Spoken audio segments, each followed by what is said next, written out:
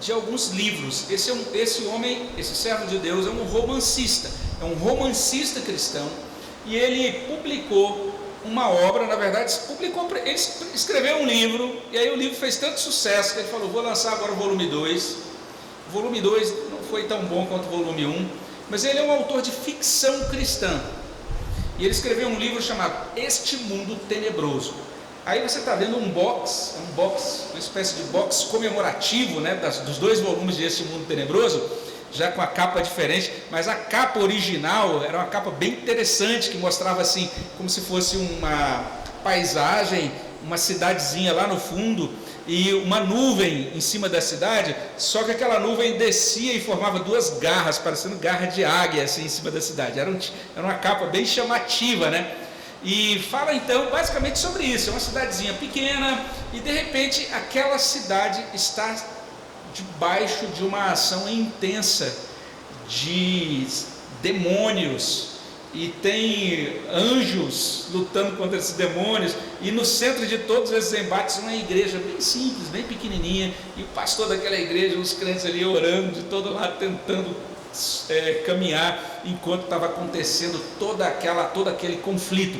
É um livro que chamou muita atenção naquele momento, mas veja, era uma obra de ficção. O Frank Peretti, ele nunca escreveu esses livros dele para ensinar doutrina. Ele escreveu um livro de ficção, e ele realmente foi um bom escritor, que ele descrevia os demônios detalhadamente, a aparência deles, de forma muito gráfica, né? E era como se você estivesse lendo um Senhor dos Anéis, um livro desses assim, do embate contra o mal e o bem, alguma coisa assim. Mas alguns crentes ficaram tão entusiasmados com aquele livro, que eles começaram a entender aquele livro como uma espécie de Bíblia. E é como se o livro Este Mundo Tenebroso fosse uma teologia sistemática. Então, quando você perguntava qualquer coisa para um crente, ele falava: não, mas este mundo tenebroso diz isso assim, assim, assim. Não, mas isso aqui, não, mas olha, o modo certo de orar, de acordo com o capítulo 3 de Este Mundo Tenebroso, é assim, assim. Então os crentes viraram peretianos, né, ao invés de cristãos. Começaram, de certa maneira, a ser influenciados. E naquela época, vários outros autores, porque fez sucesso, gente, vendeu muito. E aí outros autores, né, entraram naquela esteira assim, né, tiveram o chamado espiritual, entre aspas, de escrever livros semelhantes, para vender muito também. E começaram a escrever, surgiram vários livros escritos por autores brasileiros com doutrinas muito doidas sobre anjos, sobre demônios, né, sobre maldições. Tinha um livro, por exemplo, que ensinava isso, que dependendo do nome que você dá para o seu filho, você pode colocá-lo sobre maldição, e coisas semelhantes, né, e com várias histórias cheias de abobrinhas. Lembro, por exemplo, de um desses livros que fez grande sucesso, de um autor que é um grande pastor, um pastor muito conhecido em Belo Horizonte, mas eu não vou dizer o nome.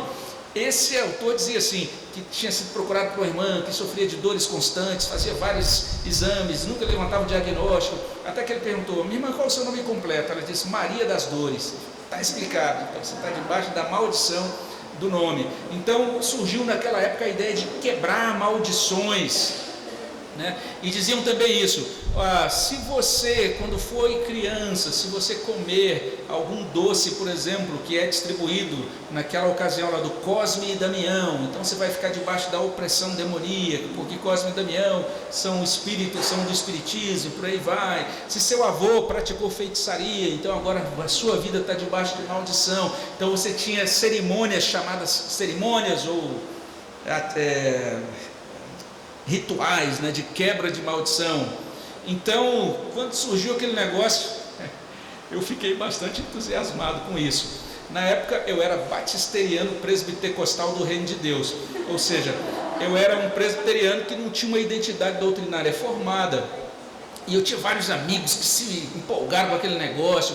Então a gente saía de carro, orando pela cidade, fechando as ruas, decretando que tranca-rua não entraria ali, nem Zé Pilintra, nem não sei o quê, e indo lá em Brasília, lá tem o Memorial JK, né, foi o presidente que construiu Brasília, então a gente achava que ali era um ponto, uma base de poder espiritual, né? Uma espécie de sede da atuação dos demônios em Brasília, e a gente orava em frente do Memorial JK, orava lá onde foi realizada a primeira missa de Brasília, orava em frente do Centro Islâmico, orava em frente da loja maçônica de Brasília, das casas de Umbanda, a gente de madrugada acordava lá com a mão ali estendida para que Deus fechasse, enfim. Esse era eu na época que eu tinha cabelo, né?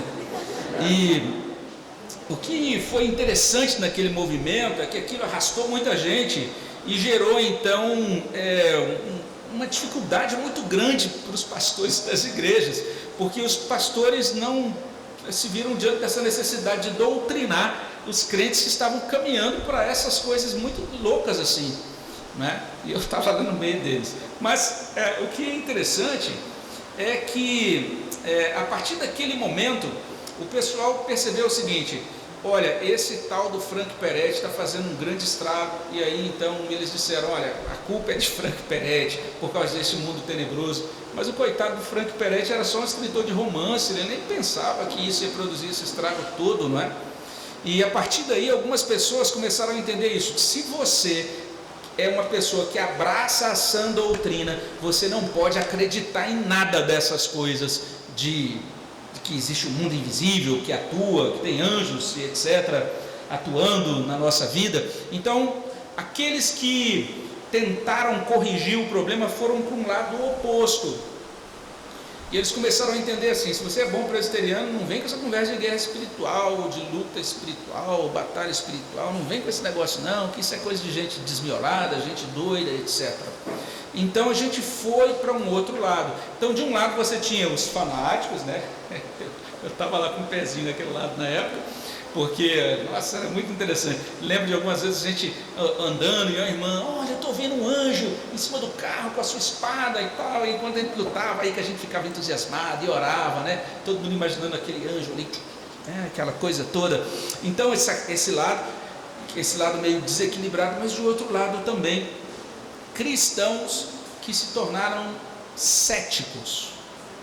Eles não acreditavam no que a Bíblia diz sobre anjos, sobre demônios, sobre luta cristã. E é como se quando eles chegassem naquele ponto em que a Bíblia fala dessas coisas, eles recortassem, né?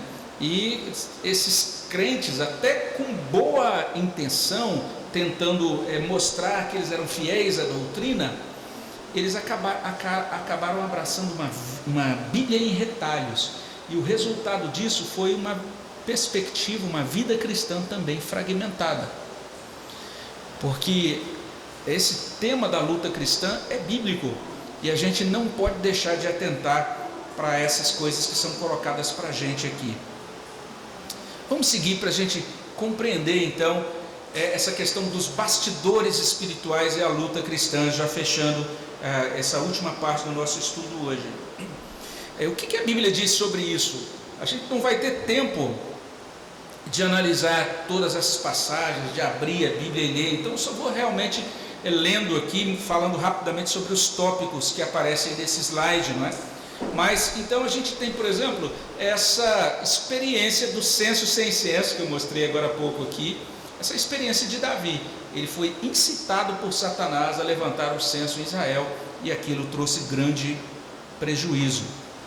Temos também aquele relato, né, que é bem conhecido por alguns, da demora na resposta à oração de Daniel. Está lá em Daniel 10 a 13, depois vale a pena você dar uma conferida, mas Daniel está buscando ao Senhor, e ele está ali naquela busca por 3 semanas, só depois de 3 semanas é que se manifesta diante dele então um ser ali espiritual, que se mostra como um príncipe do exército de Deus, e diz: olha, desde o primeiro dia que você empenhou o seu coração em buscar a face do Senhor, a sua oração foi ouvida, mas eu fiquei essas 3 semanas lutando contra o príncipe do reino da Pérsia.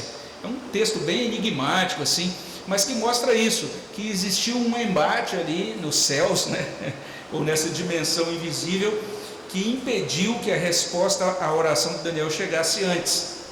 A gente vê o nosso Senhor Jesus Cristo também no seu ministério, ele é primeiro tentado pelo diabo, e depois você vai ver em todos os evangelhos com muita, acho que talvez o evangelho de João seja aquele que tem um foco um pouco diferente, mas nos chamados evangelhos sinóticos, né? Mateus, Marcos, Lucas, você vai encontrar em diversas ocasiões o Senhor Jesus Cristo libertando as pessoas de espíritos imundos, de diferentes maneiras, em diferentes contextos, mas ele está fazendo isso em diversas ocasiões.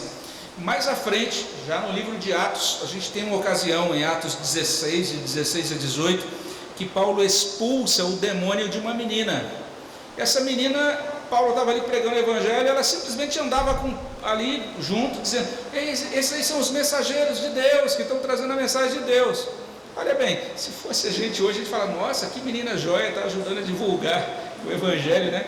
E Paulo simplesmente olhou para a menina, discerniu que era um espírito maligno e expulsou o espírito maligno daquela menina, e gerou um problemão na cidade. Vale a pena depois você ler Atos 16, porque essa menina dava um certo lucro às pessoas que preferiam que ela estivesse endemoniada para dar lucro para eles.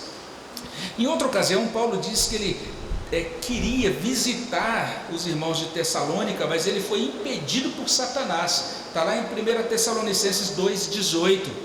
Então a gente vê isso na vida de Jesus, vê isso na vida de Paulo. Pedro e Tiago vão falar sobre essa necessidade, a importância da gente resistir ao diabo. A gente encontra isso em Tiago 4,7, 1 Pedro 5,8. Temos uma referência muito enigmática também na carta de Judas, lá no versículo 6, né, porque a carta de Judas só tem um capítulo. No versículo 6, Judas fala de espíritos que estão trancados em algum lugar lá, numa prisão espiritual, esperando a volta de Cristo. Engraçada essa ideia, né? Na verdade não é engraçada, mas enigmática essa ideia de seres espirituais algemados, né? Ou trancados com algemas eternas. Temos também o apóstolo João no Apocalipse, em Apocalipse 20:10, falando sobre a derrocada final, a vitória final de Cristo contra Satanás. Em diferentes ocasiões, nesses relatos e em outros, a gente vai ver essa realidade de anjos interagindo e também socorrendo. Calvino não tinha nenhum problema com isso. Veja só, ele diz o seguinte acerca dos anjos, ele diz: os anjos são despenseiros e ministradores da divina beneficência para conosco, e por isso a Escritura indica que eles montam guarda por nossa segurança, assumem nossa defesa, dirigem nossos caminhos, exercem solicitude para que não nos aconteça algo de adverso. E em outro lugar ele vai dizer o seguinte: é certo que os espíritos carecem de forma. E aí, nessa citação dele é bem interessante. Ele diz que quando a Bíblia fala sobre os anjos com asas, não é nem sempre uma referência literal a isso, mas é porque essa ideia dos anjos com asa transmite, comunica para a gente essa noção de que eles vêm rapidamente ao nosso socorro. Mostra ou aponta para a celeridade do auxílio dos homens, dos anjos a nós. Ele diz assim: tão logo as circunstâncias o exijam, então eles nos trazem auxílio, como se com a costumeira velocidade voasse para nós como um relâmpago despedido do céu. Ele diz: um anjo é como se fosse um relâmpago que Deus despede do céu para nos atender rapidamente na nossa necessidade. Então veja só, aí um homem do século XVI falando sobre isso, a gente vai ver como aconteceu mudança disso do século XVI para cá, mas isso é muito claro. A grande maioria das referências a anjos, de menções de anjos na Bíblia, acontecem no Novo Testamento. Existem mais de 250 menções de anjos, e mais da metade dessas ocorrências no Novo Testamento a gente vê já no início dos evangelhos, né? O anjo Gabriel trazendo notícias a Maria. Esse mesmo anjo Gabriel já tinha vindo antes e se revelado a Daniel em Daniel 9, então Daniel 9, Lucas 1, 26 a 38. Temos um anjo que conforta José por meio de sonho, quando José passa por toda aquela situação com Maria, e é por meio de revelação dada por anjo que José é encaminhado e toma algumas decisões e vai em determinadas direções. Mateus 1, 20 a 23, 2, 13, 19, 22.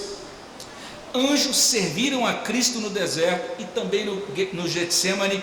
Mateus 4,11, logo depois de todas as tentações, Cristo é servido por anjos. Lucas 22,43 também. Pedro é libertado da prisão por um anjo, Atos 12, 6 a 11.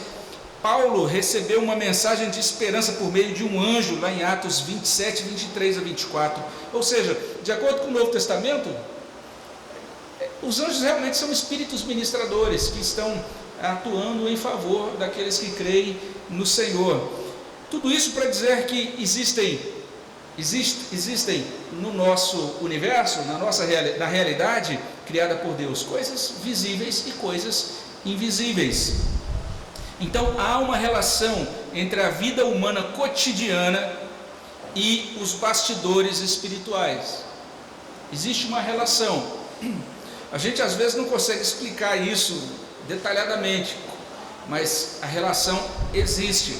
E muito do que vemos é influenciado pelo que não vemos. Então a gente precisa compreender isso muito bem.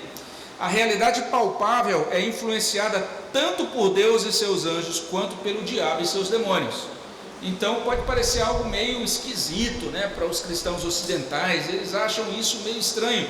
Os cristãos orientais, né, eles não têm problema com isso, mas nós ocidentais somos muito marcados pela secularização. E nesse sentido, o próximo slide vai mostrar isso, que existem sempre dois erros quando a gente pensa na luta cristã. O primeiro erro é o que a gente chamaria de superestimação dessa ação de anjos e demônios. Então algumas pessoas superestimam anjos e demônios. Eu não sei se você já viu isso, mas algumas igrejas que se dizem evangélicas gastam mais tempo falando sobre demônios do que falando sobre Deus. Então eles superestimam os demônios. Eles se preocupam, qual é a cor de Yansan, qual é a cor da pombagira, olha, você está vestindo uma roupa que é da cor de não sei o que. Aí, sabe, fica um negócio desse procurando o demônio atrás de cada moita. É uma superestimação que acaba gerando superstição e fanatismo. Isso não é saudável, né? Tem muita gente que pergunta, por que a igreja presbiteriana, vocês não expulsam demônios? E a gente fala, olha, a gente expulsa, mas longe dos holofotes. A gente não vai. Agora traz os demoniados na frente. E aí, demônio, qual o seu nome? Quando você entrou? Como? Ficar dando ibope para demônio. O demônio, o centro do culto é Cristo, é Deus. Então, se chegar alguém apresentando alguma coisa assim, os diáconos levam lá para um canto e aí resolve isso de outro jeito. Mas não tem esse negócio da gente ficar trazendo essa questão dos demônios, etc., e superestimando isso. E também com relação aos anjos, algumas pessoas acabam se tornando devotas de anjos, e de repente, Paulo já fala sobre isso na carta aos Colossenses. Aqueles irmãos de Colossos estavam oferecendo culto aos anjos, e inclusive dizendo que eram mais espirituais os crentes que cultuavam os anjos. Paulo escreve a carta aos Colossenses para corrigir isso. Então esse é um grande erro, o erro da superestimação. Mas o outro erro é o da subestimação. Alguns crentes então que simplesmente vivem como se o mundo invisível não existisse. Eles não acreditam, eles dizem que acreditam formalmente, mas eles vivem como se isso não existisse. Isso é por conta do naturalismo. O naturalismo é essa concepção, na verdade, veja só, o naturalismo é uma concepção filosófica.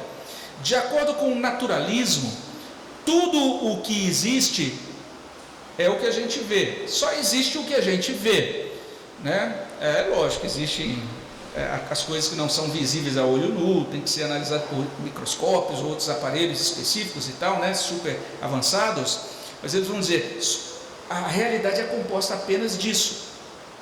É uma visão que a gente chama de monista, porque diz que a realidade é uma coisa só. Isso é o chamado monismo, né? Então é um tipo de monismo. O naturalismo, ele diz, só existe aquilo que pode ser comprovado pela ciência. Isso é naturalismo, tá certo?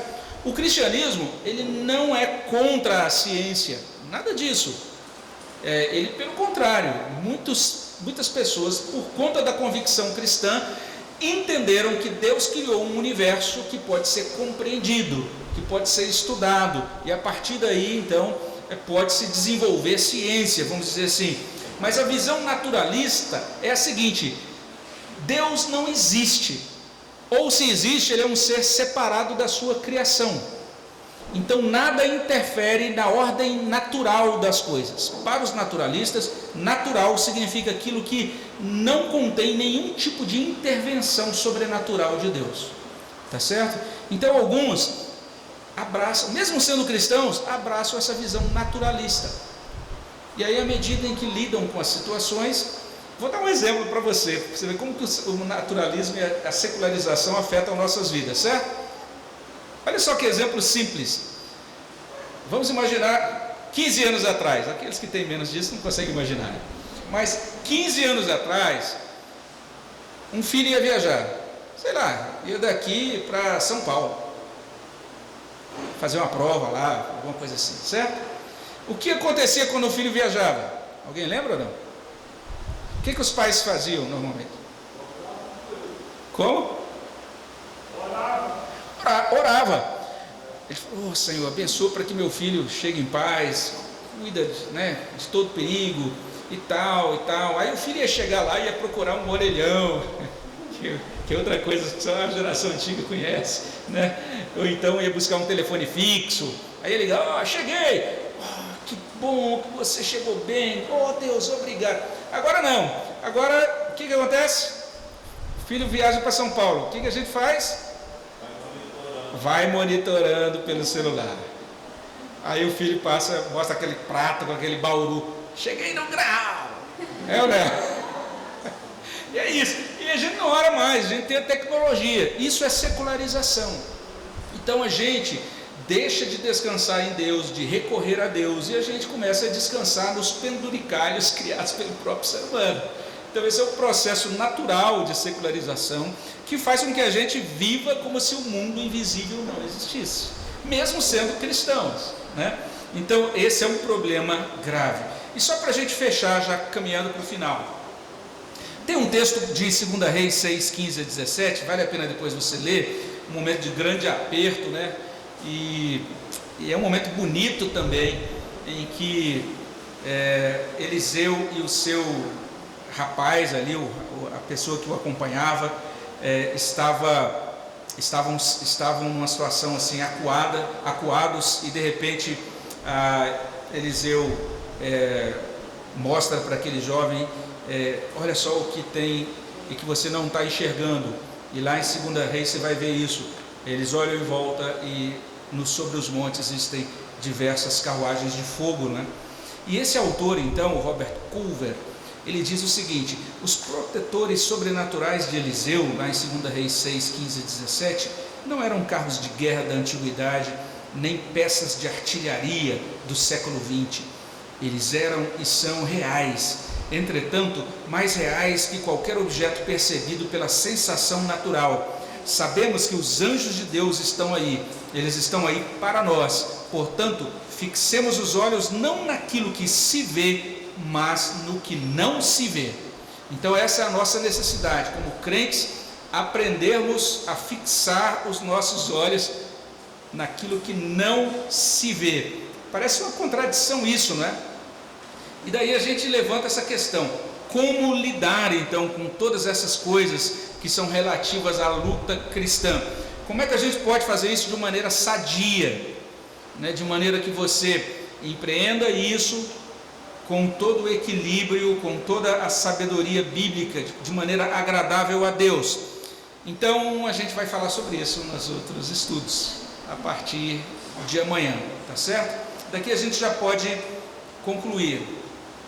E a gente conclui esse chamado aí à reflexão, né?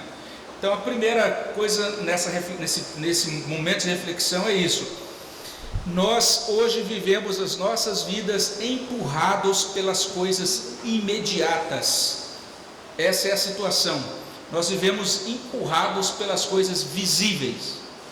A gente já acorda, entra naquela correria, naquela espiral, né? A gente é sugado por aquilo. Quando você vê, como se você tivesse sido jogado dentro de um processador ou um liquidificador, quando você vê, acabou o dia, você já está esgotado, querendo só tomar aquele banho e cair exausto na cama totalmente moído, né, nas suas energias, na sua força física, né? E exatamente por conta disso, porque nós somos sugados pelo visível, nós passamos a desconsiderar o invisível. Mas o que diz Hebreus 11 mesmo, verso 1? O que diz lá? Alguém pode ler aí para a gente? Alguns podem até dizer de cor, que eu sei que vocês conhecem muito da Bíblia, hein? Hebreus 11, 1, que diz? Se alguém encontrar aí para a gente, puder ler bem alto aí, leia, por favor. Olha o que diz.